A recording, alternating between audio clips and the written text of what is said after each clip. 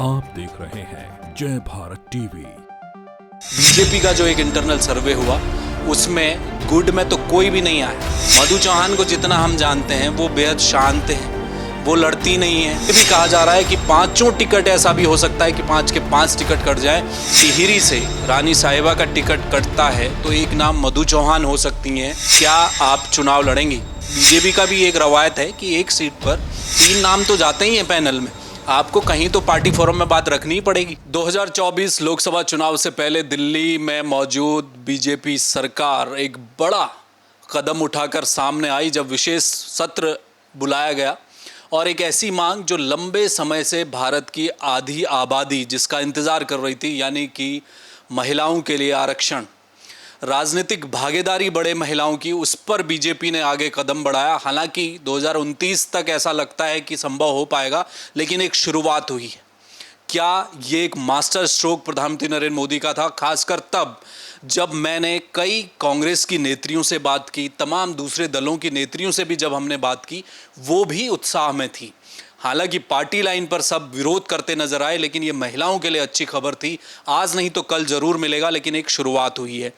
उत्तराखंड में 5 लोकसभा की सीटें हैं, 3 राज्यसभा की सीटें हैं और 70 विधानसभा सीटें हैं। अगर उसके रेशियो को आप निकालना शुरू करेंगे तो 26 सीटें होंगी महिलाओं के लिए आरक्षित मिलेगा, जिसमें हक चाहे वो कांग्रेस हो, भाजपा हो, और इसी तरह से लगभग 2 सीटें लोकसभा की भी बनती हैं अगर कोई राजनीतिक दल देने की इच्छा रखता हो। राज्यसभा में हालांकि बीजेपी ने इस रेशियो को अभी कायम रखा है। राज्यसभा में एक महिला सांसद हैं तो लोकसभा में भी एक महिला सांसद मौजूद हैं। अब आगे क्या कुछ होना है, क्या महिला नेत्रियां इस समय भाजपा की सोच रही हैं और आगे क्या राजनीतिक हलकों में आगे किस तरह का परिदृश्य रहेगा, आज हम लोग बातचीत करेंगे। बेहद खास मेहमान आज हमारे साथ हैं मधु चौहान, देहरादून जिला पंचायत की अध्यक्ष और जो एक बेहतरीन राजनीतिज्ञ के तौर पर लगातार उभरती जा रही हैं। उनसे बातचीत करेंगे। मैम, एक बहुत लंबी मांग थी आरक्षण को लेके, क्या लगा, कितना उत्साह है महिलाओं में? आप लोगों के चैनल के माध्यम से मैं सभी दर्शकों को नमस्कार करती हूँ। और जैसा आपने कहा कि एक मुद्दा हम लोग अभी आजकल काफ़ी हम लोग सोशल मीडिया से और टीवी चैनल के माध्यम से बहुत गरमाया हुआ है महिला आरक्षण कानून जो है। और मैं समझती हूँ कि जो भारतीय जनता पार्टी की मोदी सरकार है वो ऐतिहासिक फैसलों के लिए जानी जाती है। चाहे 3 तलाक का मुद्दा हो, चाहे धारा 370 को ख़त्म करने का हो, या राम मंदिर का मुद्दा हो, ऐतिहासिक फैसले माननीय मोदी सरकार ने लिए हैं।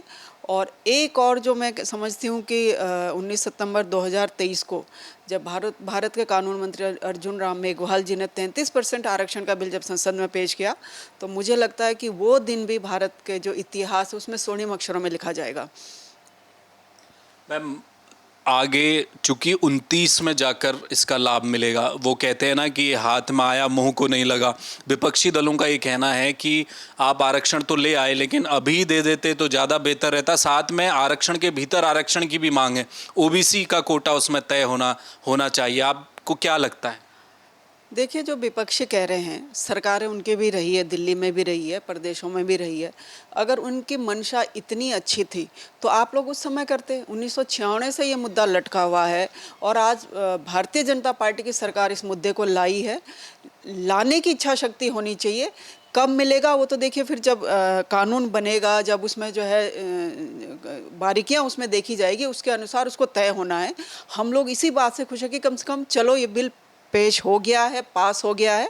अब जब भी ये लागू होगा तो कहीं ना कहीं इसका जो लाभ है महिलाओं को मिलेगा। और मैं समझती हूँ कि विपक्षों को तो कहने का हक भी नहीं है, और अगर कुछ कह भी रहे हैं तो कुछ तो लोग कहेंगे, लोगों का काम है कहना। 2024 का मैम आगे एक इलेक्शन खड़ा है। अगर हम 5 सीटों का, जैसा मैंने अभी आपको बताया, करीब अगर हम 33% निकालते हैं तो 160 से ऊपर हो रहा है, लेकिन 2 सीटें दी जा सकती हैं। एक महिला सांसद तो इस समय हमारे पास हैं, राज्यसभा में भी एक कल्पना सैनी राज्यसभा सांसद। आपको लगता है आने वाले समय में उत्तराखंड में बीजेपी के भीतर आप लोगों की भागीदारी बढ़ने वाली है? क्या संकेत मिल रहे हैं आपको पार्टी से? देखिए, जब हम संसद की बात करते हैं तो हमारे देश में 543 सीट संसद में है। अगर हम 33% उसका लगाएंगे तो मेरे ख्याल से 181 181 के करीब सीटें उसमें आ रही है। इसी तरीके से अगर हम उत्तराखंड की बात करें, हमारे यहाँ 70 विधानसभा है, उसमें से 23 सीटें जो है महिला आरक्षण में आएगी, महिलाओं को इसका टिकट मिलेगा। और मैं समझती हूँ कि जब इतनी बड़ी संख्या में महिलाओं की भागीदारी विधानसभाओं में और संसद में होगी, तो कहीं ना कहीं जिस हिसाब से मैं एक महिला होने के नाते मैं करती हूँ, जिस तरीके से महिलाओं का काम बहुत व्यवस्थित रूप से होता है, चाहे घर का हो चाहे बाहर का हो, वही व्यवस्था हमको संसद में और विधानसभा में मिलने वाली है। और मुझे ये लगता है कि जब अगर आप उत्तराखंड की बात कर रहे हैं, तो भारतीय जनता पार्टी में टिकट की दावेदारी जैसे कोई चीज़ नहीं होती है। यहाँ पर काम को परखा जाता है, चाहे महिला हो चाहे पुरुष हो। और मैं समझती हूँ कि हमारी जो पार्लियामेंट्री कमेटी जब बैठती है, सबके काम के आधार पर कहीं ना कहीं इस बात के लिए ज़रूर श्रेय भी लेना चाहिए। जब आपने कोई काम कराया, आपने बिल पास कराया है, आपने आरक्षण महिलाओं को दिया है, तो उसका श्रेय भी मिलना चाहिए। और मैं समझती हूँ कि हमारे यहाँ से जो 8 सीटें जैसे आप कह रहे हैं, उसमें महिलाओं को अभी भी हम लोग 2 महिला सांसद हमारे पास है, और आने वाले समय में मुझे लगता है कि संख्या बढ़ेगी। बिल्कुल मैम, 2024 का चुनाव है, आप लगातार 2 बार से जिला पंचायत की सदस्य रही हैं, अध्यक्ष रही हैं। चुनाव भी आपने एक लड़ा चक्रौता में, बहुत अच्छी टक्कर आपने दी थी। एक जिनका प्रीतम सिंह जो कि वहाँ लंबे समय से राजनीति कर रहे हैं, उनके सामने आपने ज़बरदस्त प्रदर्शन किया। बाद में बीजेपी ने आपको टिकट नहीं दिया पिछली बार, वो एक अलग विषय है। लोकसभा का चुनाव आ रहा है, बताया ये जा रहा है, ये मुझे आप तक क्या खबर आई मैं नहीं जानता, लेकिन बीजेपी के सूत्रों से मुझे जो पता चला है कि अगर टिहरी से रानी साहिबा का टिकट कटता है तो एक नाम मधु चौहान हो सकती हैं, जो बीजेपी हलकों में चर्चा है कि क्या आप चुनाव लड़ेंगी? देखिए, आपने मुझे अभी नई जानकारी दी है, और मेरे पास तो ऐसी कोई खबर है नहीं, लेकिन आप लोग मीडिया, क्योंकि आप लोगों का हर जगह हर स्थान पर उठना बैठना होता है, तो मैं ये समझती हूँ, जैसा मैंने पहले भी कहा है, कि हमारे यहाँ पार्टी में दावेदारी जैसा कोई शब्द नहीं चलता है। मैं 2008 से लगातार पंचायत में हूँ, और देहरादून डिस्ट्रिक्ट हमारे यहाँ जो हमारा जो ज़िला है, पूरा ऋषिकेश से लेकर उधर तिवनी कथियान तक हमारा ज़िला फैला हुआ है। बहुत बड़ा भूभाग इस ज़िले में, उत्तरकाशी टिहरी का भी बहुत सारा क्षेत्र हम लोगों से लगा हुआ है, और जौनपुर का भी बहुत सारा क्षेत्र हम लोगों से लगा हुआ है। वहाँ पे मेरा आना जाना भी काफ़ी होता है। और जहाँ तक आपने कहा, मैंने चुनाव इस बार तो नहीं मैं चुनाव लड़ पाई। अगर इस बार मेरे को पार्टी ने टिकट नहीं दिया तो एक बार दिया भी है, ऐसा नहीं है। और मैं समझती हूँ कि अगर पार्टी का जैसा भी जिस तरीके से आदेश होगा, हम लोग तो पार्टी के आदेश का पालन करेंगे। अगर हमको दावेदारी के लिए कहा जाएगा, हम लोग दावेदारी करेंगे। किसी और को पार्टी लड़ाएगी, जिसको भी हमारा तो जो मैंने कहा कि हमारा तो जो चुनाव चिन्ह है कमल, हमारा वही प्रत्याशी होता है। तो जिसको भी पार्टी कमल का चुनाव चिन्ह देगी, हम लोग उसके लिए काम करेंगे। जी मैम, मैं एक राजनीति में एक कहावत है, बड़ी अच्छी फिट बैठती है। कहते हैं ना कि जब बच्चा जब तक रोता या चिल्लाता नहीं है, माँ दूध नहीं देती। राजनीति में ऐसे हमने बहुत किस्से सुने हैं कि कई राजनेता इसलिए पीछे रह जाते हैं कि वो मांगते नहीं। मधु चौहान को जितना हम जानते हैं, वो बेहद शांत हैं, वो लड़ती नहीं हैं, पार्टी में अपना दावा तेजी से पेश नहीं करती हैं। कहीं इसका खामियाजा तो नहीं भुगतना पड़ेगा? आप तो कम से कम, बीजेपी का भी एक रवायत है कि एक सीट पर 3 नाम तो जाते ही हैं पैनल में, आपको कहीं तो पार्टी फोरम में बात रखनी ही पड़ेगी। देखिए, जैसे मैंने कहा कि हमारी पार्टी हमारे काम के आधार पर मूल्यांकन करती है। अगर पार्टी को लगता है कि मेरा काम जो हमने इस ज़िले में हमने काम करा है, वो काम हम लोग संसद में रहकर और बड़े पैमाने पर हम लोग कर सकते हैं, क्योंकि संसद का क्षेत्र बहुत बड़ा, एक सांसद का बहुत बड़ा क्षेत्र होता है।